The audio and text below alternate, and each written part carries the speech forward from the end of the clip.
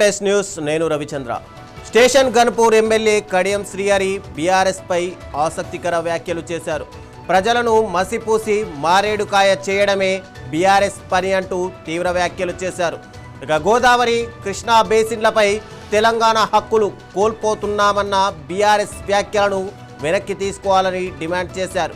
కేసీఆర్ రాయలసీమకు వెళ్లి రత్నాలసీమ చేస్తానన్నది నిజం కాదా అంటూ ప్రశ్నించారు.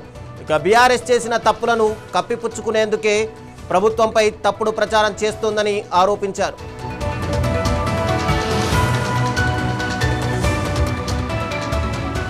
ఎల్లంపల్లి నిండుతున్నది.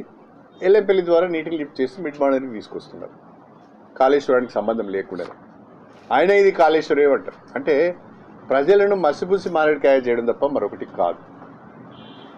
ఆనాడు కేసీఆర్ ముఖ్యమంత్రిగా ఉన్నప్పుడు జగన్మోహన్ రెడ్డి గారిని తీసుకువచ్చి ప్రజాభవన్లో బ్రహ్మాండమైన విందు ఇచ్చిన రోజున కేసీఆర్ ఒక మాట అన్నాడు, బేసిన్లు లేవు, బేసిజాలు లేవు. మీడియా మిత్రులకు గుర్తుండే ఉంటుంది.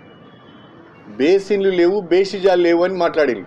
అంటే ఎవడైనా ఏ నదిలోనైనా ఎవరైనా ఏ రకంగా నీటిని వాడుకోవచ్చు అని. ఇవాళ అంటున్నారు గోదావరి నీటిపైన మనం హక్కులను కోల్పోతున్నాం, కృష్ణా నీటిపైన మనం హక్కులను కోల్పోతున్నాం అని మాట్లాడుతున్న మీకు కాస్తంత సిగ్గుంటే ఆనాడు మీరు మాట్లాడిన మాటను వెనక్కి తీసుకోండి.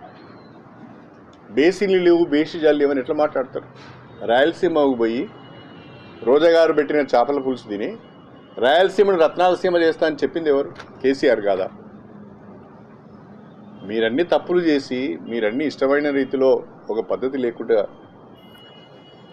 మీ అధికారాన్ని దుర్వినియోగం చేసి ఇవాళ ప్రభుత్వం పైన మాట్లాడుతున్నాం.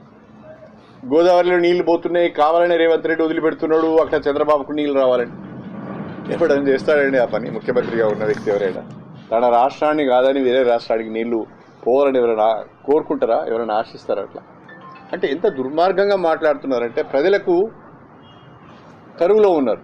అరే గోదావరి నీళ్లు పోతున్నాయి కదా, ఎత్తిపోయవచ్చు కదా అంటారు. మరి ఎత్తిపోయాలి అంటే ఒక దిక్కు నేషనల్ డ్యామ్ సేఫ్టీ అథారిటీ ఏం చెప్తున్నది అంటే మీరు డ్యామ్లలో నీటిని నిల్వ చేయొద్దు, అవి సురక్షితంగా లేవు అన్నప్పుడు మనం కేంద్ర జలసంఘం చెప్పిన మాట, నేషనల్ డ్యామ్ సేఫ్టీ అథారిటీ చెప్పిన మాట వింటది ప్రభుత్వం తప్ప మీరు ఎత్తిపోయమంటే ఎత్తిపోయారు కదా. అంటే ఇవన్నీ తెలిసి కూడా హరీష్ రావు గారికి, కేటీఆర్కి ఇవన్నీ తెలిసి కూడా వాళ్ళు చేసిన తప్పులన్నిటిని కప్పిపుచ్చుకోవడానికి కాళేశ్వరం కుంగిపోవడం కానీ, లేకుంటే కారు రేసు విషయంలో అవకతవకలకు పాల్పడే విషయంలో కానీ, ఫోన్ ట్యాపింగ్ విషయంలో అవకతవకలకు పాల్పడే విషయంలో ప్రజల యొక్క దృష్టిని మళ్లించడానికి ప్రభుత్వం పైన ప్రతిరోజు తప్పుడు వార్తలను ప్రచారంలో పెడుతున్నారు, విషయం కక్కుతున్నారు. దీన్ని ప్రజలు గమనించాలని చెప్పి నేను ప్రత్యేకంగా కోరుతున్నాను. దీన్ని సమర్థవంతంగా తిప్పికొట్టాలని చెప్పి కూడా నేను కాంగ్రెస్ పార్టీ కుటుంబ సభ్యులను, కార్యకర్తలను కోరుతున్నాను. అధికారాన్ని కోల్పోయిన బీఆర్ఎస్ కానీ, అధికారంలోకి రావాలని తహతహలాడే భారతీయ జనతా పార్టీ కాంగ్రెస్ ప్రభుత్వంలో తెల్లారి లేస్తే విషం కక్కుతున్నది.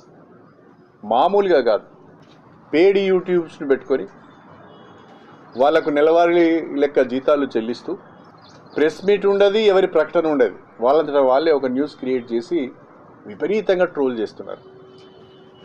ఇది మంచి సభ్యత.